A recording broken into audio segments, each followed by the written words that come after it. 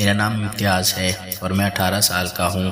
ابو کا ایک car accident ہوا تھا، اس کی وجہ سے ابو گھر بیٹھ گئی تھی۔ امی بہت زیادہ خوبصورت اور معصوم دکھتی تھی۔ گھر میں کمانے والا کوئی نہیں تھا تو امی کو باہر نکلنا پڑا۔ کچھ دنوں میں امی نے بتایا کہ انہوں نے 1-2 گھروں میں نوکری کرنے کا فیصلہ کیا ہے۔ پڑوس والی نے ان کو بہت اچھے بنگلے کا بتایا اور تنخواہ بھی بہت اچھی ہے۔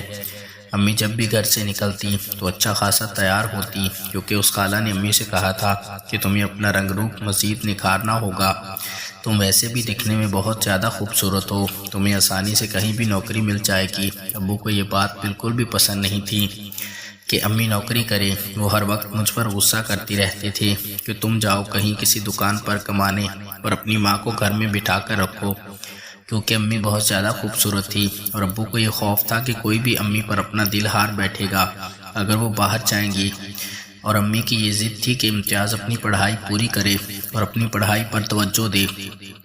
جب تک میں زندہ سلامت ہوں میں کما کر لاؤں گی۔ میں مجبور تھا کیونکہ امی نے مجھے سختی سے منع کیا ہوا تھا کہ تم پڑھائی پر توجہ دو اور کام کی فکر چھوڑ دو۔ میں امی کو بہت حیرت سے دیکھتا کہ امی اتنی آسانی سے پیسے کمانے کے لیے کیسے کہہ سکتی ہے۔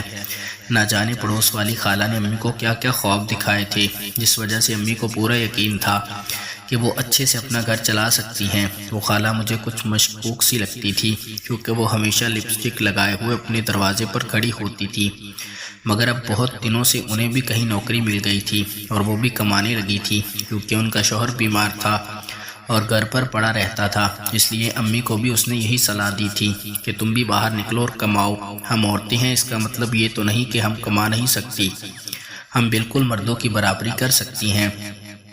امی کو بہت سارے خواب دکھا کر اس نے اس بات کے لیے پکا کر لیا تھا کہ بیٹے کو گھر بٹھاؤ اور خود کمانے نکلو۔ امی نے اس خالہ کے کہنے پر اچھے اچھے کپڑے بنانے شروع کیے اور ابو کو دوائی دے کر وہ تیار ہونے لگی۔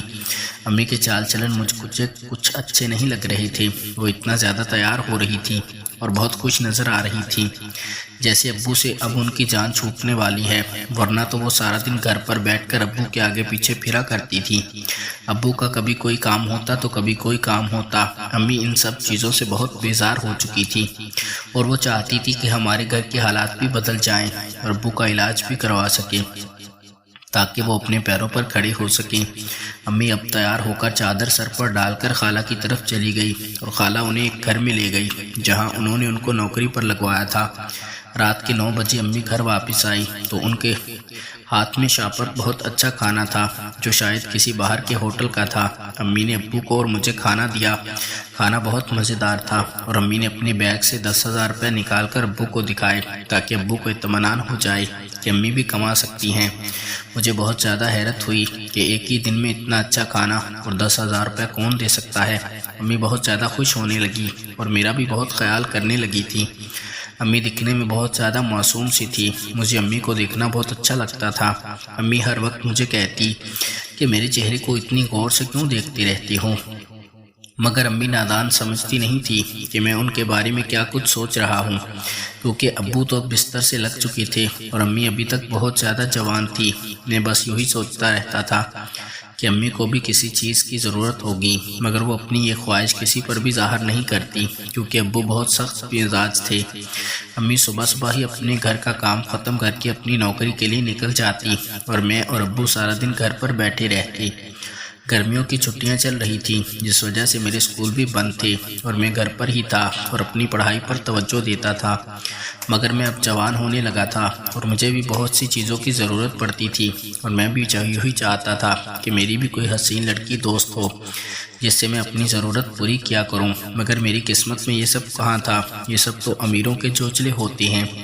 میرے پاس تو اتنے پیسے بھی نہیں تھے کہ اپنے لیے اچھی چیزیں خرید سکوں۔ میرا بس آخری آسرا امی ہی تھی اور میں یہی چاہتا تھا کہ امی کو اسی طرح اپنے لیے راضی کروں اور خود کو سکون دے سکوں، مگر امی اتنی آسانی سے راضی ہونے والی نہیں تھی، کیونکہ جب تک امی کا کوئی راز میرے ہاتھ نہ لگتا امی میری یہ بات کبھی ماننے والی نہیں تھی۔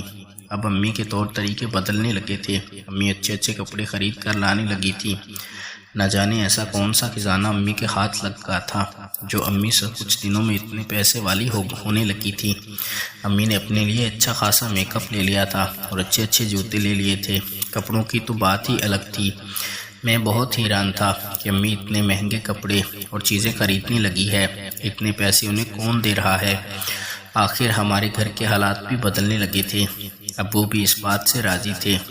اچھا ہے مجھ سے تو زیادہ کما رہی ہے، اس لیے ابو بھی اپنا منہ بند رکھنے لگے تھے، مگر میں اس بات کی تہہ تک جانا چاہتا تھا۔ ابو تو انجان بن رہے تھے، لیکن میں سب کچھ جان کر ہی دم لینے والا تھا۔ امی جب تیار ہوتی تو مجھے امی پر بہت زیادہ پیار آنے لگتا اور میں بہانے سے امی کے قریب آ جاتا اور ان کی تیاری میں ان کی مدد کروانے لگتا۔ کبھی ان کے بال بناتا تو کبھی ان کے کپڑے سیٹ کرنے لگتا۔ امی کو بھی یہ بات بہت اچھی لگتی تھی اور وہ مسکرا کر مجھ سے بات کرتی تھی۔ میں سمجھتا تھا کہ شاید امی بھی اب راضی ہیں، مگر وہ چاہتی تھی کہ میں خاموش رہوں۔ اس وجہ سے ابو بھی خاموش تھے، کیونکہ اگر میں کچھ بول دیتا تو ابو کو بھی موقع مل جاتا بات کرنے کا اور امی پر روک ٹوک لگانے کا۔ امی یہ ساری تیاری ابو کے سامنے نہیں کرتی تھی، وہ تو بس ایک کونے میں پڑے رہتے تھے۔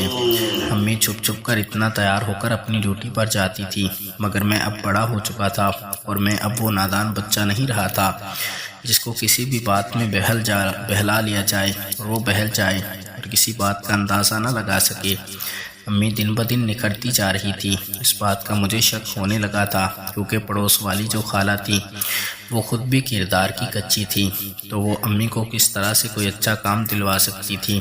پورے محلے میں اس خالہ کی باتیں مشہور تھی کہ وہ کیسے عالیشان بنگلوں پر جاتی ہیں اور پیسے کما کر لاتی ہیں۔ امی کا بھی اس کی سنگت میں اب یہی حال ہوا ہوگا۔ میں دل ہی دل میں سوچنے لگا اور سوچا کہ ایک دن جا کر پتہ لگا کر آؤں کہ امی آخر کہاں پر نوکری کرتی ہیں۔ آج میں نے چھپ کر امی کا پیچھا کیا، گلی سے موڑ آیا تو امی میری آنکھوں سے غائب ہو گئی اور نہ جانے کہاں چلی گئی۔ پھر میں خالی ہاتھ واپس آ گیا اور گھر میں بیٹھ گیا۔ ابو نے مجھ سے میری پریشانی کی وجہ پوچھی تو میں نے انہیں کچھ بھی نہیں بتایا اور خاموش رہا۔ رات کو امی کافی دیر سے گھر آئی۔ امی کا پسینے کے مارے برا حال ہو رہا تھا، امی بہت زیادہ تھکی نظر آ رہی تھی۔ آج شاید امی نے کچھ زیادہ ہی کام کر لیا تھا۔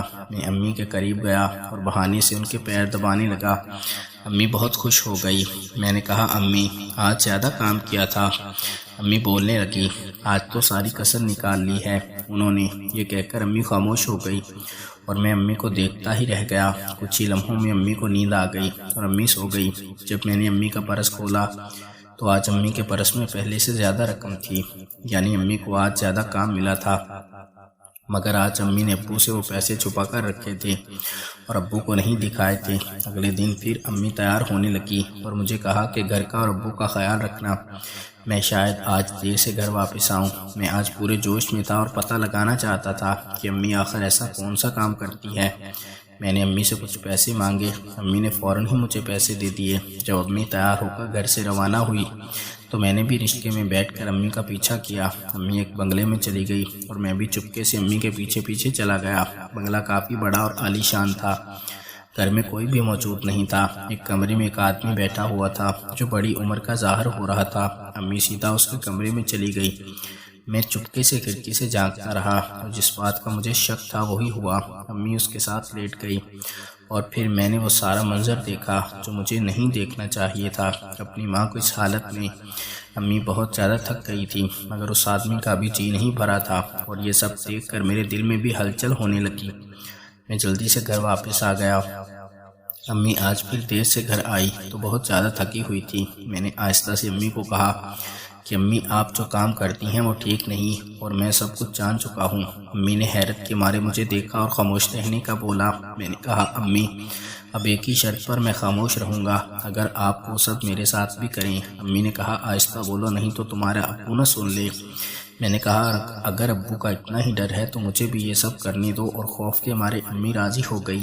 اب امی تھکی ہاری آتی، امی کو کوئی ہوش نہ ہوتا اور میں بھی امی کے ساتھ شروع ہو جاتا اور اپنا کام تمام کرنے کے بعد میں بھی سکون کی نیند سو جاتا تھا۔